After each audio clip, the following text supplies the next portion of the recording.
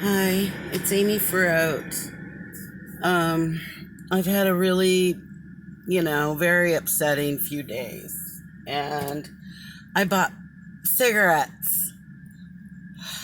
But right now I'm in a place where I just don't fucking care. I don't fucking care about it. Um,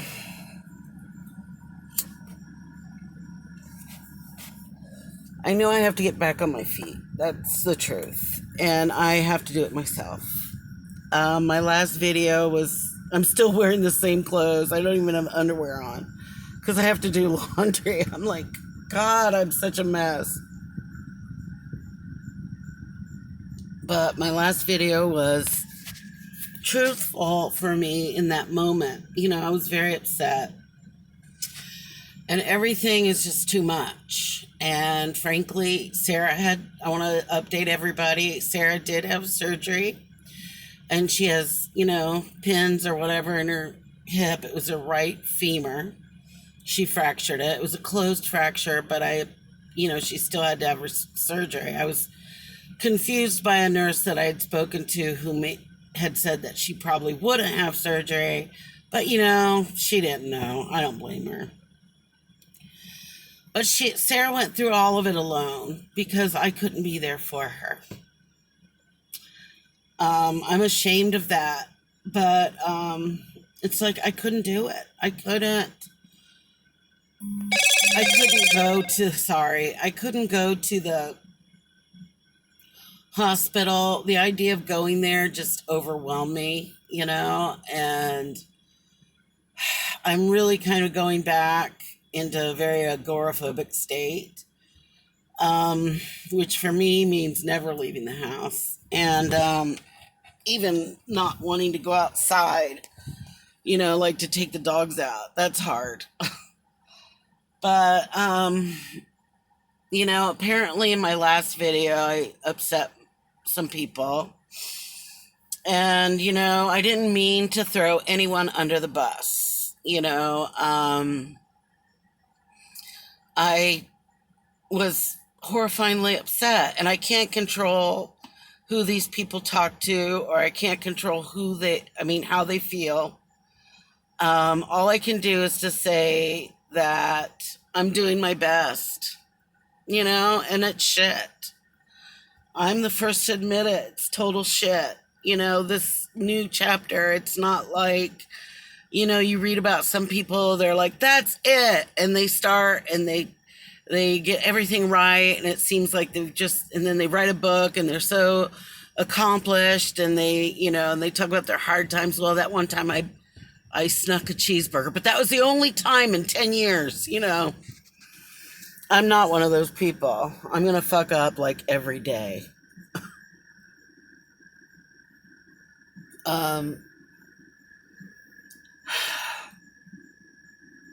The thing is, Sarah, she truly just loves me no matter what I say.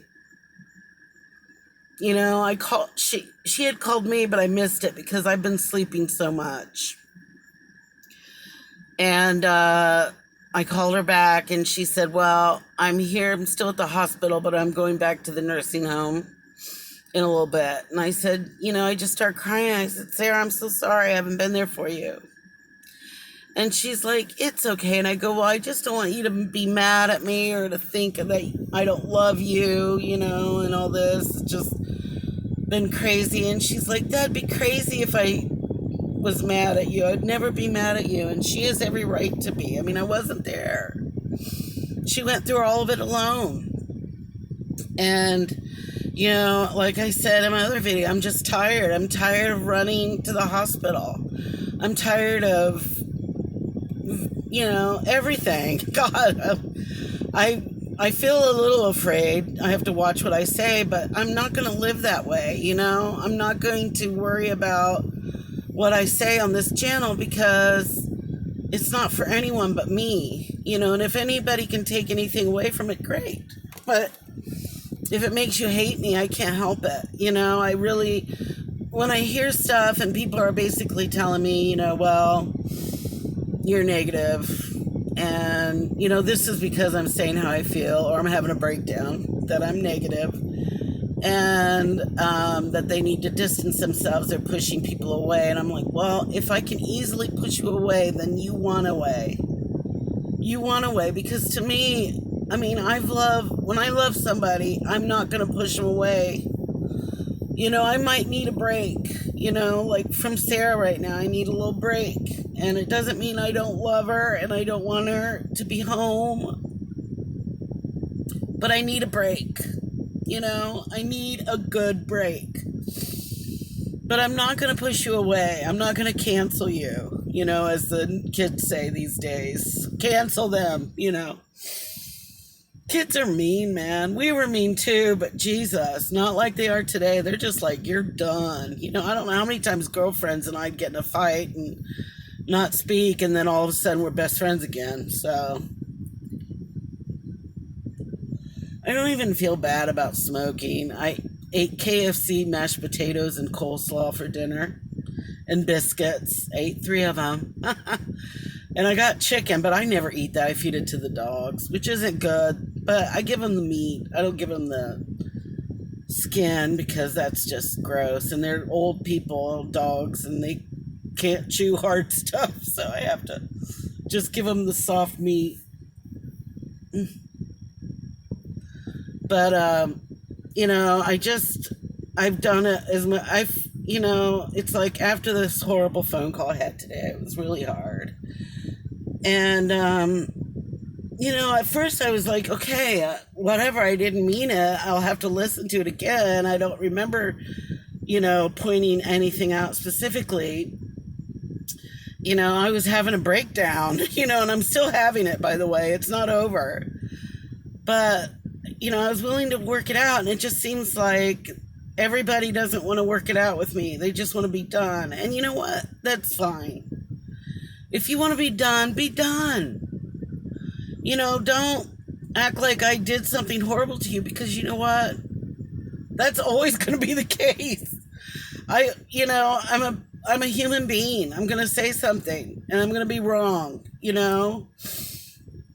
or you're going to say something and you're going to hurt my feelings, but am I going to never speak to you again?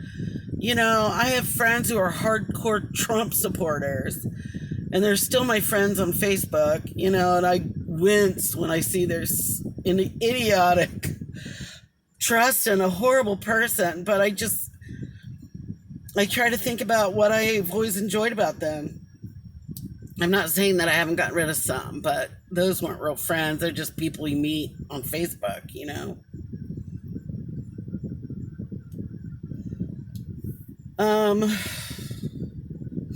But I'm not gonna, I'm writing a book, for God's sakes. Yes, it's fiction, but no writer can ever not put part of themselves in the book. I mean, I think that they'd have to be amazing. I mean, I think the only person that ever, Emily Dickinson, I think, was able to do that.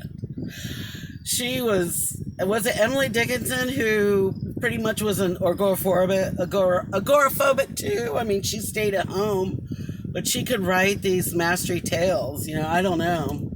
Maybe eventually, but right now, this is my first book. My first book that's been started 200 times. Trust me, I know. But it's a story, it's fiction, but of course there's truths in it. And if you read it and you don't like it and you take it as a personal thing against you, then that's your problem, not mine. Not mine. I've read many books before and they've triggered emotions or feelings or doubts or shame, but I don't write the author and tell them to please take that out. That's life. I mean, even if I were to write a factual biography about myself, the facts wouldn't line up for the next person, because we're all perceiving things differently. It's impossible to, have the exact truth. You just try to get the truth as far as you can for you. That's all you can ever do. But, I have to start taking care of myself. And I've said this a million times. Like wash some laundry, underwear would be a nice start. And, start taking care of things for myself. And I have to love Sarah, but keep it separate. Like, of course, I'm her twin. I mean, since she fractured her right femur, my right leg, my knee, both knees are bone on bone. So I always feel pain, but it's been so amplified that I can hardly take the dogs out. And that's not anybody's fault, but I think that being her twin, I take things on, as she always probably did the same, take things on that are mine. If I'm having trouble, it's her problem. I remember, in fact, one time I didn't get hired for a job and Sarah was ready to tear down the place, but it's just, that's how it goes. We're kind of each other's bulldog, and I've been Sarah's bulldog my whole life. I have fought for her. I have fought against. A girl was trying to beat her up, and I had intervened. And I'm not a fighter, but I sure as fuck did it. And I was scared to death, but I did it. And I'll always do it. I just need a little time. And Sarah, she's very insightful. She understands that. She told me she understood, and she loves me no matter what. So that's what I'm looking for. I'm sending love out, and I'm looking for it to come back to me. Just love me as I am, who I am. I'm not talking romantic love. I'm talking about love in general. It's like, if I come across someone who's kind, I really want to hug them because they are so kind. I want to thank my friend Robin that I've known since second grade. And she has reached out to me, and she's a very loving, lovey-dovey. And we were supposed to talk tonight, and I had to cancel it because I was so upset. And I cried and cried. I've cried so much, I don't think I could cry again, but I probably will. But they say crying is cathartic, so I'll take it. But, anyway, I just want to put it out there that this channel is for me. This is my thoughts, my feelings, my work, my art, whatever I'm doing. My smoking, my drinking coffee, it's all mine. And if you don't like it, I'm sorry. I'm really sorry, but I'm not going to sit there and go, okay, should I say this because so-and-so might get mad, or, would this hurt the population? I'm not going to go out here and tell everybody, you need to kill so-and-so or something fucked up like that. I'm just saying, this channel is Amy Froat channel. It isn't all the other people. And somebody whistling for their dog. I have to take the trash out tonight. This is not an easy process. But I'm going to do it because I am strong. I'm strong. Whenever I'm upset or hurt really bad, I immediately go to, I'm worthless, God, kill me, immediately. But thank you, God, that I come to a different place, that maybe I'm Pollyanna, but I bust through and I'm going to start over again, and I love my sisters. I love Becky. I love Sarah. And I love you all because I really do, because I have to. If I don't love all of you, then there's nothing else for me. You have to do it. It's hard, but you have to.